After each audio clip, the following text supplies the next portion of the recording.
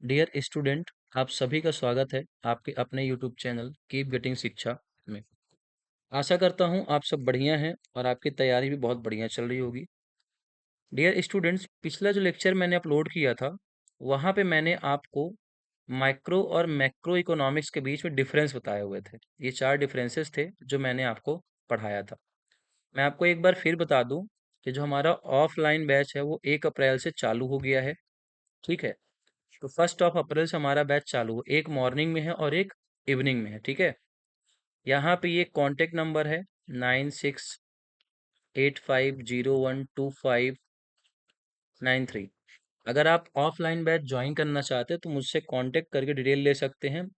और मैं आपको बता दूं, बिजनेस स्टडीज और इकोनॉमिक्स दोनों की क्लासेस चलती हैं जिसकी टोटल फीस होती है 4500, पूरे कोर्स की फीस है। ठीक है ना, साथ में आपको नोट्स भी दी जाएंगी। ठीक है, यानी कि आपको 2 सब्जेक्ट पढ़ाई जाएंगी, नोट्स भी दी जाएंगी दोनों सब्जेक्ट की, जिसकी टोटल फीस होगी 4500। ठीक है, तो चलिए लेक्चर को आगे बढ़ाते हैं। हम इकोनॉमिक्स का फर्स्ट चैप्टर कंप्लीट कर रहे थे। यहाँ पे देखो लिखा हुआ है मेजर ऑब्जेक्टिव्स ऑफ इकोनॉमिक्स। ठीक है ना, या फिर मैक्रो इकोनॉमिक्स, यानी कि जो हमारा मैक्रो इकोनॉमिक्स होता है उसके मुख्य उद्देश्य क्या है। ठीक है ना, मेजर ऑब्जेक्टिव्स यानी कि जो हमारे मुख्य उद्देश्य मैक्रो इकोनॉमिक्स के हैं हम उनको देखेंगे।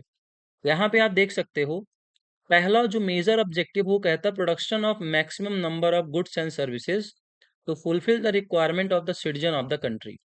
बहुत सिंपल सा मतलब है कि हमें ज्यादा से ज्यादा गुड्स एंड सर्विसेज का प्रोडक्शन करना है, यानी कि जितना अधिक हो सके आप वस्तुओं और सेवाओं का उत्पादन करिए, जिससे कि हमारे जो सिटीजन्स हैं उनकी रिक्वायरमेंट जो है, उनकी जो ज़रूरतें हैं वो पूरी हो सके। ठीक है, तो पहला ये हो गया कि आपको ज़्यादा से ज़्यादा वस्तुओं और सेवाओं का उत्पादन करना है और अपने देश के लोगों की जो ज़रूरतें हैं उन्हें हमें क्या करना है, पूरा करना है। ठीक है, सेकंड देखो मेजर ऑब्जेक्टिव क्या है, creating maximum opportunities of employment in the country and establishing a high level of employment and reducing involuntary unemployment। इसका भी बहुत सिंपल सा मतलब है कि जितना ज़्यादा हो सकता है देश में आपको रोजगार क्रिएट करना है, यानी कि आपको एम्प्लॉयमेंट अपॉर्चुनिटीज जो हैं वो ज़्यादा से ज़्यादा आपको क्रिएट करनी है, जिससे कि सभी लोगों को रोजगार मिल सके।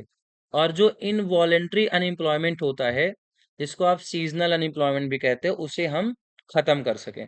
जैसे देखते हो बहुत टाइम में कुछ लोगों के पास 9 महीने के लिए जॉब होती है, कुछ लोगों के पास 10 महीने जॉब रहती है, बाकी के 2 से 3 महीने क्या रहते हैं, वो अनएम्प्लॉयड रहते हैं। इस अनएम्प्लॉयमेंट को भी हमें क्या करना है, खत्म करना है। ठीक है, तो सेकंड मेजर ऑब्जेक्टिव क्या होगा कि मैक्सिमम अपॉर्चुनिटीज ऑफ एम्प्लॉयमेंट, यानी ज्यादा से ज्यादा आपको रोजगार के साधन क्रिएट करने। थर्ड होगा मेंटेनिंग प्राइस स्टेबिलिटी। जो थर्ड ऑब्जेक्टिव वो क्या है, कीमत जो होती है, प्राइस में जो स्टेबिलिटी मेंटेन करनी है आपको, यानी कीमतों में ना तो बहुत ज्यादा उतार चढ़ाव देखने को मिलना चाहिए, यानी ना तो कीमत बहुत ज्यादा बढ़ जाए और ना ही कीमत बहुत ज्यादा घट जाए। तो हमें प्राइस स्टेबिलिटी मेंटेन करनी होगी। ठीक है, तो ये हमारे क्या होते हैं, मेजर ऑब्जेक्टिव्स होते हैं।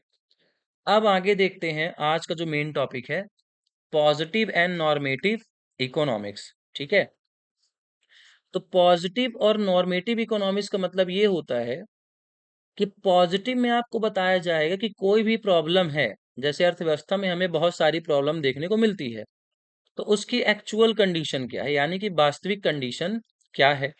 ये पॉजिटिव इकोनॉमिक्स की हम बात कर रहे हैं। ठीक है ना, सकारात्मक अर्थशास्त्र बोल सकते हो या फिर सकारात्मक अर्थव्यवस्था जिसको आप बोलते हो। तो ये कहता है कि हमारी कोई भी प्रॉब्लम है, इकोनॉमिक प्रॉब्लम है, उसकी एक्चुअल कंडीशन क्या है, यानी कि वास्तविक अवस्था क्या है, ये बताएगा। It does not provide any advice on how to solve this problem. अब पॉजिटिव इकोनॉमिक्स आपको ये नहीं बताएगा कि इस समस्या को सॉल्व कैसे करना है। ठीक है ना, आपको कोई सलाह नहीं देने आएगा कि how to solve this problem, कि आप इस समस्या का समाधान कैसे करोगे। सिर्फ ये बताइए कि इकोनॉमिक जो प्रॉब्लम है वो एक्चुअली में है क्या, वास्तव में क्या है। ठीक है, इसे कैसे सॉल्व करना है ये नहीं बताता है। It is related only to what is, ये सिर्फ इस बात से संबंध रखता है कि व्हाट इज प्रॉब्लम क्या है। ठीक है, ये नहीं बताया कि प्रॉब्लम को सॉल्व कैसे करना है। तो ये हमारा क्या होता है, पॉजिटिव इकोनॉमिक्स होता है। आगे देखो दिया है नॉर्मेटिव इकोनॉमिक्स दिया हुआ है, ठीक है। Normative economics is related to what ought to be. इसका मतलब ये होता है कि क्या हो सकता है, ठीक है, क्या हो सकता है, ये नॉर्मेटिव इकोनॉमिक्स रिलेटेड होता है, ठीक है। व्हाट ऑट टू बी का मतलब क्या होता है कि यहाँ पे कह रहा है कि क्या हो सकता है, यानी जो इकोनॉमिक्स प्रॉब्लम्स हैं उसको सॉल्व भी कैसे कर सकते हो। Normative economics analysis the merits and demerits. जो कोई समस्याएं होती हैं, प्रॉब्लम्स होती हैं, तो नॉर्मेटिव इकोनॉमिक्स क्या करता है, उसके मेरिट्स क्या हैं और डीमेरिट्स क्या हैं, यानी कि गुण क्या हैं और अवगुण क्या हैं, उसे भी क्या करता है, वो बताता है, ठीक है। तो बहुत सिंपल सा है कि पॉजिटिव सिर्फ इतना बताइए कि प्रॉब्लम क्या है, सॉल्यूशन ये आपको नहीं देगा, ठीक है ना। नॉर्मेटिव ये बताता है कि क्या प्रॉब्लम हो सकती है और इसके क्या मेरिट्स और डीमेरिट्स हो सकते हैं, यानी कि क्या गुण और अवगुण होंगे, आप कैसे इस समस्या से निपट सकते हो, ये भी आपको नॉर्मेटिव इकोनॉमिक्स बता देता है। लेकिन पॉजिटिव इकोनॉमिक्स हमें कुछ भी नहीं बताता है, ठीक है, सिर्फ इतना बताएगा प्रॉब्लम है क्या। लेकिन नॉर्मेटिव क्या करता है कि आपको उस वस्तु से रिलेटेड या फिर समस्या से रिलेटेड जो मेरिट्स और डीमेरिट्स होते हैं उसके बारे में भी जानकारी देता है, ठीक है गाइस। तो यहाँ पे ये लेक्चर खत्म होता है। जो क्लास 12th है उसका जो फर्स्ट चैप्टर है वो हमने कर लिया है, ठीक है। अब हम नेक्स्ट लेक्चर में देखेंगे चैप्टर सेकंड, इकोनॉमी की कुछ सेंट्रल प्रॉब्लम्स होती हैं, हम उसको पढ़ेंगे, ठीक है। अगर आपको चीज़ समझ में आ रही हैं, सबसे पहले तो आप अपने दोस्तों को शेयर करो जो आपके साथ पढ़ते हैं, और उसके बाद आप चैनल को सब्सक्राइब भी करोगे, ठीक है, भूलना नहीं है, याद से कर देना, ठीक है। चलिए तो मिलेंगे नेक्स्ट क्लास में, तब तक अपना ख्याल रखिए और अच्छे से पढ़ाई करते रहिए।